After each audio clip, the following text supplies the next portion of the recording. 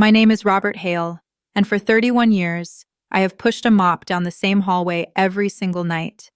I have wiped the same windows. I have unclogged the same drains. And for 31 years, almost nobody in that building has ever learned my name. They call me the janitor. Sometimes they don't call me anything at all. They just look past me, the way you look past a chair, or a potted plant, or a shadow on the wall. I used to mind. Now I don't. Now I understand something they don't. But I'm getting ahead of myself. Let me start at the beginning, on the night my son James called me to tell me he was engaged. "Dad," he said, his voice tight in a way I recognized immediately. James never sounded tight unless he was nervous about something involving his fiancé's family. "Dad, we're having the engagement party next month, at the Sterling Tower, the penthouse floor." I felt my stomach drop, just slightly, the way it always did when James mentioned the Hendersons.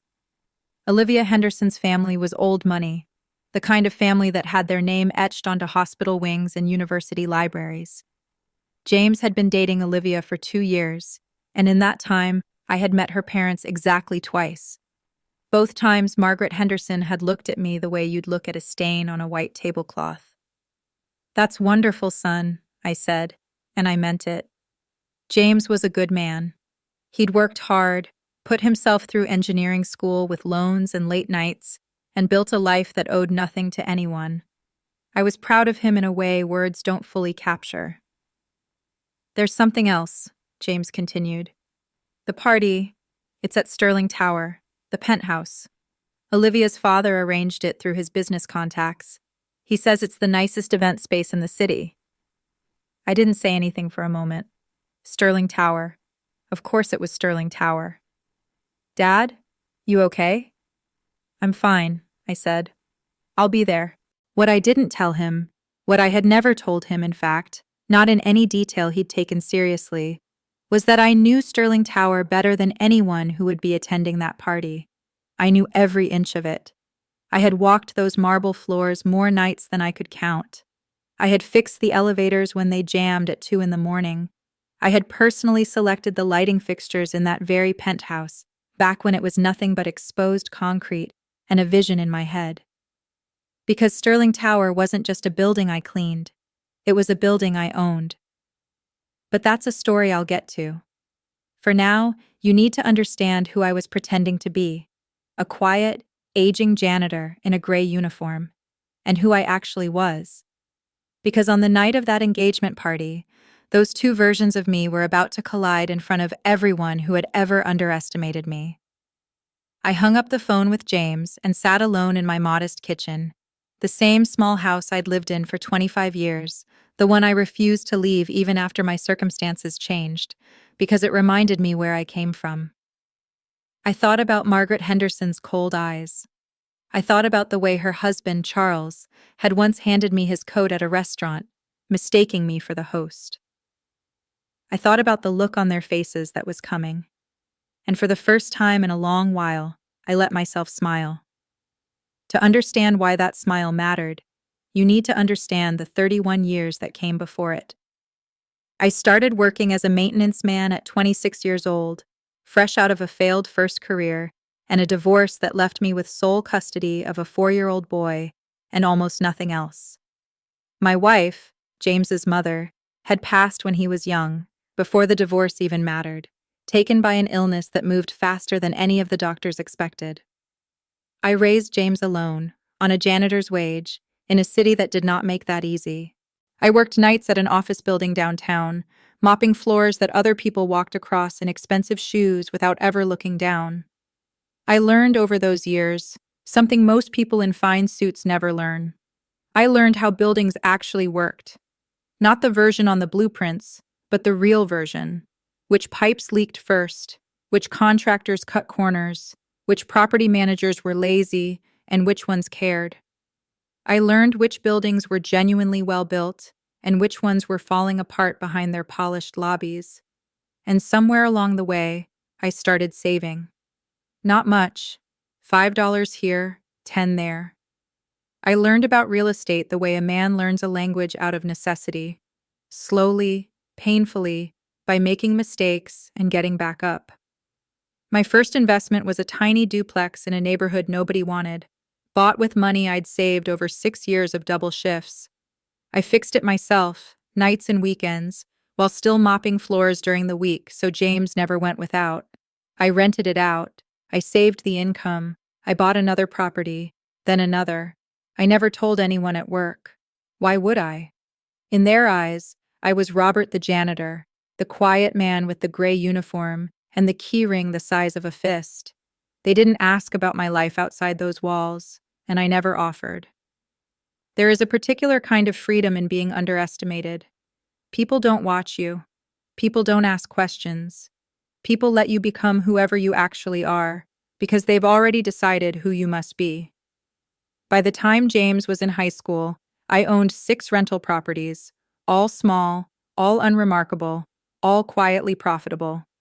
I still worked my night job, partly because I needed the income while I reinvested everything else, and partly, if I'm honest, because I had grown to value the rhythm of it.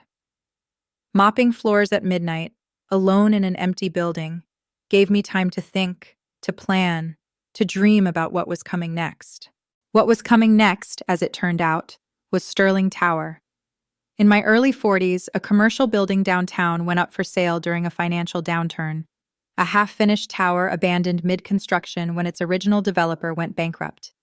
Nobody wanted it. It was a hole in the ground with steel bones and no roof, sitting empty for 3 years, a symbol of failure in the middle of the financial district. I bought it for almost nothing, using every cent I had and loans I barely qualified for, against the advice of every person who knew about it. I finished the construction myself. Well, not with my own hands, but with the knowledge I'd built over 15 years of understanding exactly how buildings should be made, and exactly how contractors try to cheat you if you don't know better. Sterling Tower opened 6 years later, fully leased within 18 months, anchoring 3 city blocks of revitalized downtown real estate. And I, Robert Hale, became its sole owner, a fact that exactly 4 people on this earth knew: my lawyer, my accountant, my son, and me. James knew, in the vaguest possible terms, that his father did some real estate on the side. He had no idea of the scale. I never wanted him to know, not fully, not yet. I wanted him to build his own life without my shadow falling over it, the way other men's fathers cast long, suffocating shadows over their children's choices. And I never stopped working as a janitor. People ask me, even now, why I kept the uniform, why a man who owned an entire tower would still push a mop through its lobby at night. The answer is simple, even if it sounds strange. It kept me honest. It kept me connected to the version of myself that built everything from nothing. And it let me watch, quietly, unnoticed, exactly how people behaved when they thought no one important was looking. That's how I first really understood the Hendersons. I met Charles and Margaret Henderson for the first time at a small family dinner James arranged, about 1.5 years before the engagement. It was at a restaurant downtown, one of those places with menus that don't list prices because the people eating there are not supposed to think about cost. I wore my best suit, the one good suit I owned, bought for funerals and the rare formal occasion. I shook Charles Henderson's hand. He had a grip like he was testing the firmness of a piece of furniture, and a smile that didn't move past his mouth. "Robert, was it?" he said, like he'd already half forgotten despite hearing it 10 seconds earlier. "And what is it you do?" "I work in building maintenance," I said. It was true, in its way.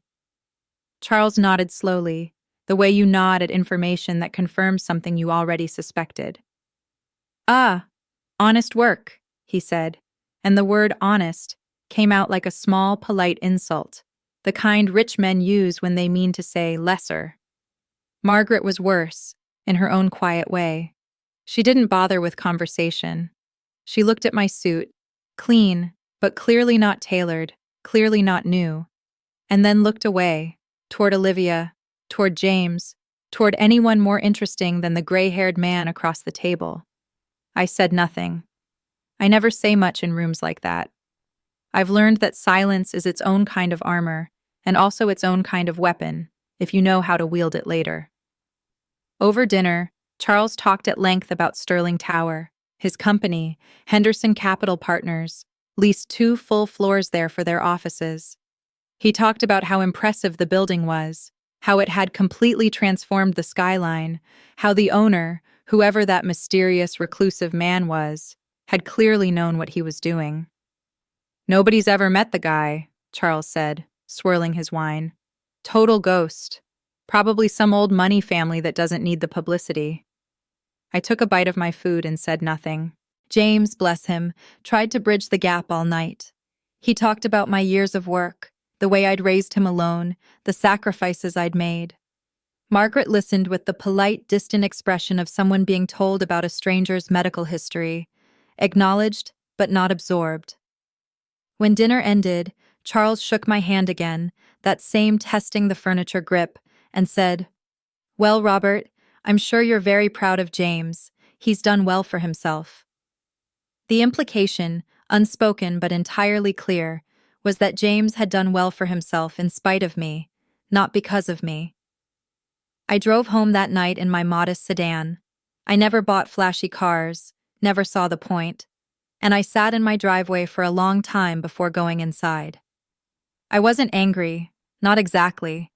I'd been underestimated my entire life. What bothered me more was watching James absorb it, watching my son sit quietly through small cruelties aimed at his father, watching him try so hard to make 2 worlds fit together that were never built to align. Over the following 2 years, the pattern repeated. Birthdays, holidays, a graduation dinner for Olivia's younger brother, where I was seated at the far end of the table, near the kitchen doors, while the family's important guests sat closer to Charles. Small things, cumulative things, the kind of treatment that doesn't leave a mark you can point to, but that wears a groove into you over time, the way water wears down stone. I never said anything. I never corrected their assumptions. Part of that was patience. Part of it, I'll admit now, was strategy. Because I knew, eventually, there would come a moment where the truth would matter more than the silence. I just didn't know it would arrive in the very building I'd built, in front of the very family who'd never once asked me a real question about my life. The night of the engagement party arrived on a cold Saturday in late autumn. James called me twice that day, nervous in a way that told me he was more worried about how his father would be treated than how the party itself would go. "Dad, just wear the navy suit, okay? And maybe don't mention work stuff unless someone asks." "I won't embarrass you, son," I said, and I meant it. I had no intention of embarrassing James. What was coming was not about embarrassment. It was about truth, arriving on its own schedule. I arrived at Sterling Tower that evening through the main entrance, the one I rarely used, since I typically came and went through the service elevator at the back. The doorman, a young man named Felix, who I'd personally hired 8 months earlier, nodded at me politely, not recognizing me out of uniform, in my good suit, looking like any other guest. "Evening, sir. Engagement party's on the penthouse floor. Elevator bank C." "Thank you," I said, and rode up alone, watching the floor numbers climb, remembering every single one of those floors. Which tenants had moved in, which had moved out, which elevator had stalled during the polar vortex 3 winters back, and which late-night call from the building manager had pulled me out of bed to fix it myself, because I refused to pay outside contractors more than they were worth. The penthouse doors opened onto a wall of sound, string quartet, laughter, the particular hum of expensive people enjoying an expensive room. The space had been transformed with white floral arrangements and soft gold lighting, the kind of decor that costs more for one night than most families spend in a year.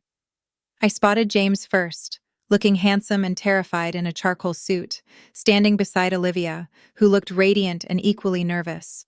He caught my eye across the room and gave me a small, grateful smile, the kind that said thank you for coming, thank you for trying. I made my way toward him, stopping along the way to admire, quietly, privately, the details of the room. The crown molding I'd insisted on, against the architect's recommendation, because I'd wanted the ceilings to feel substantial. The window glass, triple pained, that I'd fought the original contractor over after he tried to cut costs with a cheaper supplier. Every detail in that room was, in some small way, mine. Charles Henderson found me before I reached James. "Robert," he said, that same testing grip, that same flat smile. "Glad you could make it. Quite a venue, isn't it? Did you know the owner of this building is worth, conservatively, $200 million? Total mystery man. My company would kill for an introduction." "Is that right?" I said. "Absolutely. We've tried for years. He never does interviews, never shows up at events. Probably some recluse hiding behind lawyers." Charles laughed, a short, satisfied sound. "Anyway, drink?" I took a glass of sparkling water from a passing tray and let Charles lead me toward a cluster of his business associates, introducing me along the way, as James's father does maintenance work, I believe, in the same tone he might use to describe the weather. I smiled politely and said nothing. The night was young. The moment that changed everything happened almost an hour later, during the toasts. Charles stood at the front of the room, glass raised, the picture of a proud father about to address a crowd that adored him. He spoke about Olivia, her childhood, her achievements, her bright future. And then, turning toward James, he began to speak about him too, in the gracious, slightly condescending way men like Charles speak about people they consider to be marrying up. "And James," Charles said, smiling warmly at my son, "has built quite a life for himself. Self-made, really, considering his background." A small pause, a small laugh that rippled through certain corners of the room. "I understand his father here." Charles gestured loosely toward me, not even using my name. "Works in maintenance. Janitorial work, I believe. So you can imagine how proud we are that James managed to rise above his circumstances and build a real career." The room laughed. Not everyone, but enough. Enough that I felt the heat of it on my skin, the particular sting of dozens of strangers laughing at a joke made at the expense of a man who had given everything he had to raise a good son alone. I saw James's face go pale. I saw Olivia's hand tighten on his arm, her own face flushing with embarrassment on my behalf. I saw Margaret Henderson smiling faintly into her wineglass, not bothering to hide her amusement. "Anyway," Charles continued, raising his glass higher, oblivious or indifferent to the damage he'd just done, "to James and Olivia, proof that with enough determination you can rise above where you started, even if where you started was, well," another small laugh, "mopping floors." The room laughed again, louder this time. James stood frozen, his jaw tight, his eyes finding mine across the room with an expression of pure, helpless apology. I want to tell you I felt rage in that moment. I didn't. I felt something quieter, and in some ways heavier. A long, slow settling of 31 years of small humiliations into a single, undeniable point of clarity. I had spent 3 decades letting people believe what they wanted to believe about me, because it was easier, because it protected James, because I genuinely did not care what strangers thought of a man in a gray uniform. But this was not a stranger. This was about to be my son's father-in-law, standing in my building, mocking my life's work to a room full of people who would now repeat that story at every future family gathering, every holiday, every christening of every grandchild James and Olivia would eventually have. I set down my glass of sparkling water on a nearby table, and I walked toward the front of the room. I want to be honest with you about something. I did not plan, that morning, to reveal anything. I had genuinely intended to let the night pass quietly, the way I'd let every other slight pass quietly for 2 years. I am not, by nature, a man who seeks attention or confrontation. But there is a difference between tolerating disrespect aimed at yourself and standing silent while it's aimed at you in front of your son's entire future family, in a room full of people who will remember this story for the rest of their lives. I reached the front of the room.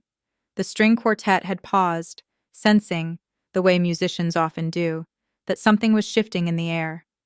Charles turned toward me, his glass still raised, a slightly confused smile on his face, the kind men like him wear when they assume any interruption must be in their honor. "Robert, did you want to say a few words too?" he asked, generous in the way a king might be generous toward a servant who'd wandered too close to the throne. "Actually, yes," I said. "I think I will." The room quieted further. James was staring at me, equal parts terrified and hopeful, the way a son looks at his father in the rare moments he suspects something larger is about to happen. Olivia's hand found his again, gripping tighter. "Charles mentioned my work tonight," I began, my voice steady, carrying easily in the hushed room. "He's right. I do work in building maintenance. I have, in fact, for 31 years. I started the night my son was 4 years old, after his mother passed, because it was the only job I could get on short notice that let me pick him up from school and still pay the bills." A few faces in the crowd softened slightly. Charles's smile remained fixed, uncertain now of where this was heading. "I mopped floors at night so I could raise him during the day. I learned over those years more about how buildings work than most architects ever bother to learn, because I was the one who actually had to fix what they got wrong. I learned which contractors cut corners. I learned which property managers cared about the people in their buildings, and which ones only cared about the bottom line." I paused, letting the room sit in that silence for a moment. And I started saving, slowly.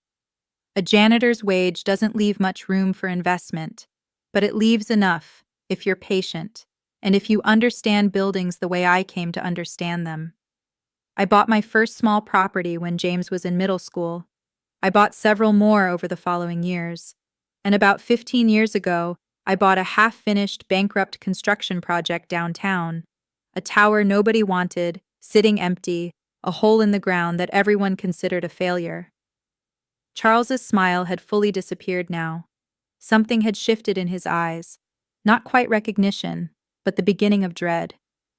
I finished that tower myself, with knowledge I'd spent 2 decades earning, mopping floors at night while I built something real during the day.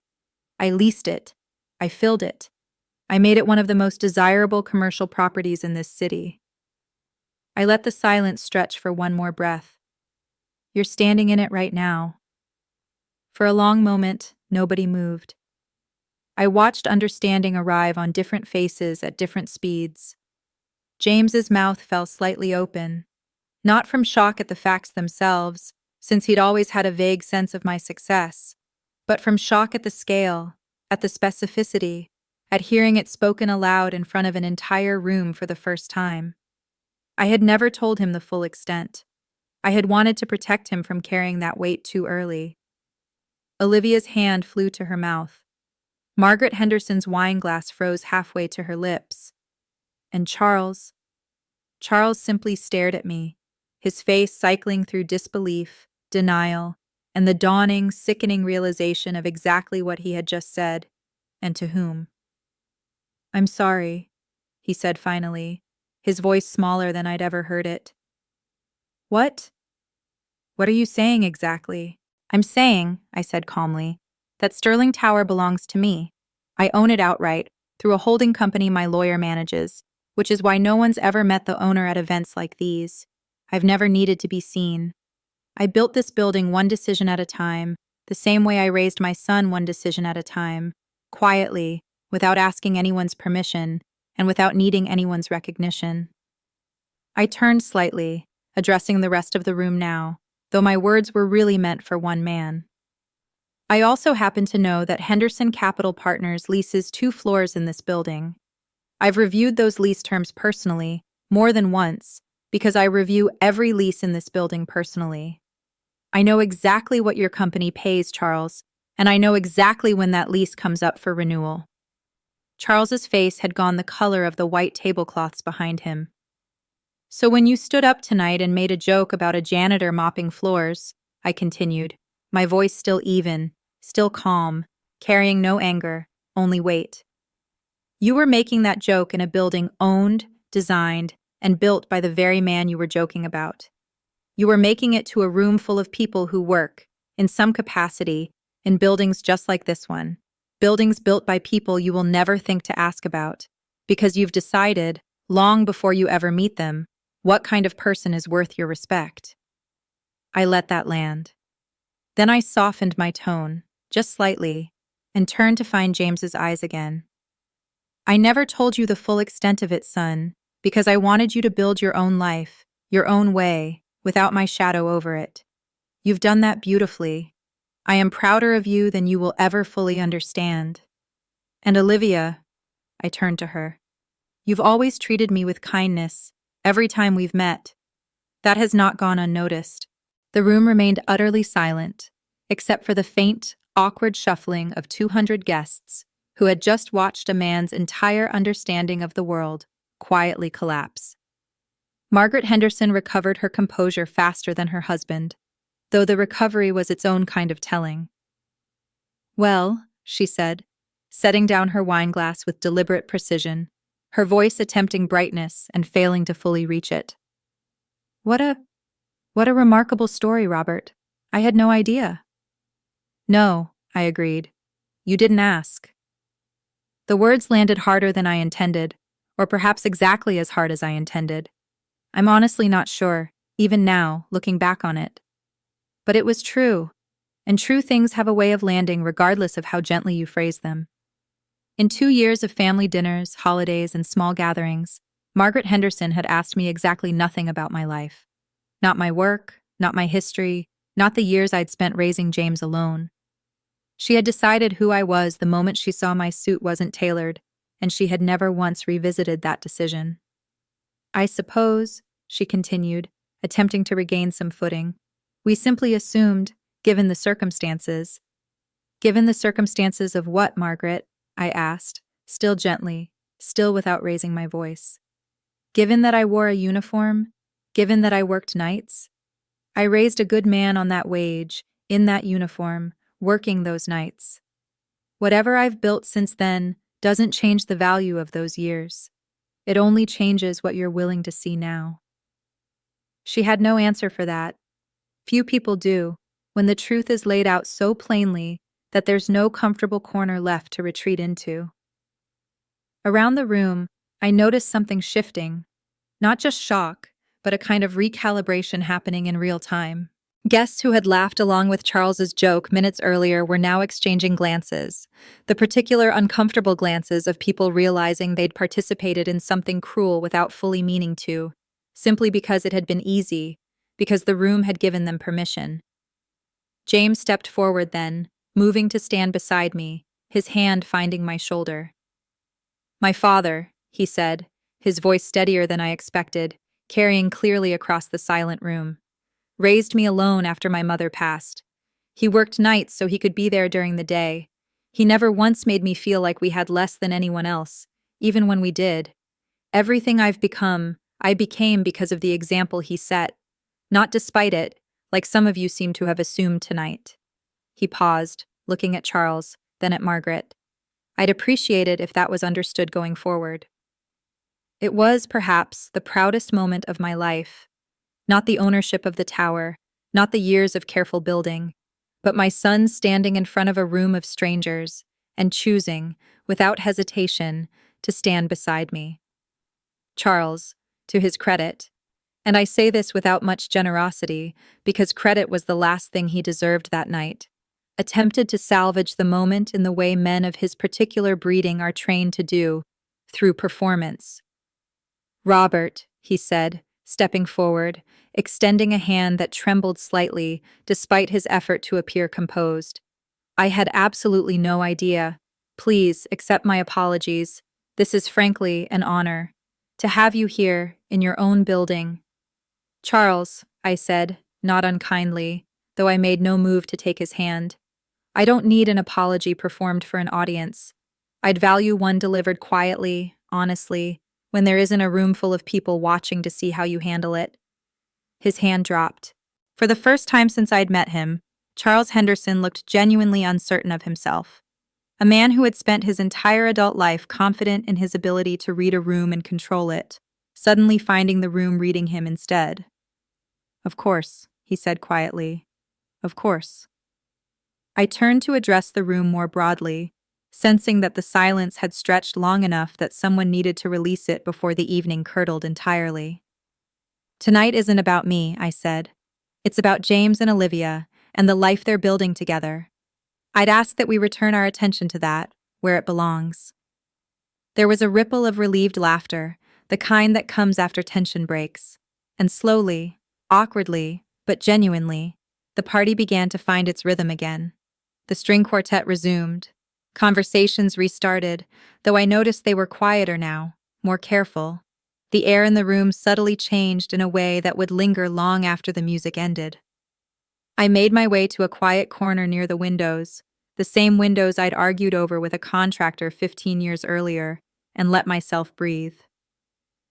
James found me there a few minutes later. "Dad," he said, his voice thick with something between awe and disbelief. "You own this building." "I do." "You own Henderson's offices. You've owned them this whole time." "I have." He shook his head slowly, looking out at the city lights through the glass. "Why didn't you ever tell me? Not the full truth of it?" I considered the question carefully before answering, because it deserved a careful answer. "Because the moment I tell you the scale of it, it changes how you see yourself, James. It changes how you make decisions, whether you take a job because you want it, or because you know there's a safety net beneath you that other people don't have. I wanted you to build your career believing it was entirely yours. And it is. Everything you achieved without leaning on anything I built. I'm prouder of that than I could ever be of this tower." He was quiet for a long moment, processing that, the way a grown man processes a truth about his father that reshapes everything he thought he understood. "You let them treat you like nothing," he finally said. "For 2 years. You let Charles, let Margaret." "I let them be who they are," I said. "It cost me nothing to let a stranger underestimate me, James.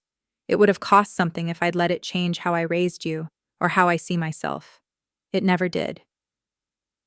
The rest of the party passed in a strange, charged atmosphere, polite, careful, the particular tension of a room full of people recalibrating their assumptions in real time. Several guests approached me throughout the evening, introducing themselves properly for the first time, asking genuine questions about my life, rather than performing politeness around a category they'd already assigned me to. One man, an older gentleman I learned was a business partner of Charles's, shook my hand warmly and said, "You know, my own father drove a delivery truck for 30 years. People forget how many of us came from somewhere like that." It was a small kindness, but it mattered. Margaret approached me once more, near the end of the evening, when the crowd had thinned and the formality of the night had softened into something quieter. "Robert," she said, and I noticed she used my name properly this time, without the practiced distance she'd carried it with before. "I owe you a real apology, not the performance Charles gave earlier, a real one." "I'm listening," I said. "I judged you the moment I met you, and I never once revisited that judgment, not even when James spoke so highly of you, not even when I had every opportunity to ask a real question and learn who you actually were. That's a failure of character on my part, not yours. I'm sorry." It was, I'll admit, more than I expected from her. I nodded, accepting it for what it was, an honest reckoning, however late it had come. "Thank you for saying that," I said. "I'd ask one thing of you going forward if you're willing." "Anything." "Get to know my son's wife the way you should have gotten to know me from the start. Don't wait for a moment like tonight to learn who someone really is." She agreed, and I believed her, at least in that moment. Whether the lesson held in the months and years that followed would be its own story, but that night, at least, something genuine had shifted. Charles found me near the elevator bank as the party wound down, guests beginning to filter out into the cold autumn night. "Robert," he said, his voice quieter now, stripped of the performance from earlier. "Can I speak with you honestly?" "Of course." "I've spent my entire career building relationships with people I considered important. I made a calculation about you the moment we met, and I never bothered to check whether that calculation was correct. I've been doing that my whole life, probably, and I never had a reason to notice until tonight." He paused, rubbing a hand across his face. "Our lease comes up for renewal in 8 months. I assume tonight changes that conversation." It was, in its way, exactly the kind of thing I expected from Charles. Even in apology, his mind drifted toward business, toward consequence, toward what this might cost him. But I'll admit, there was something almost refreshing about his honesty in that moment.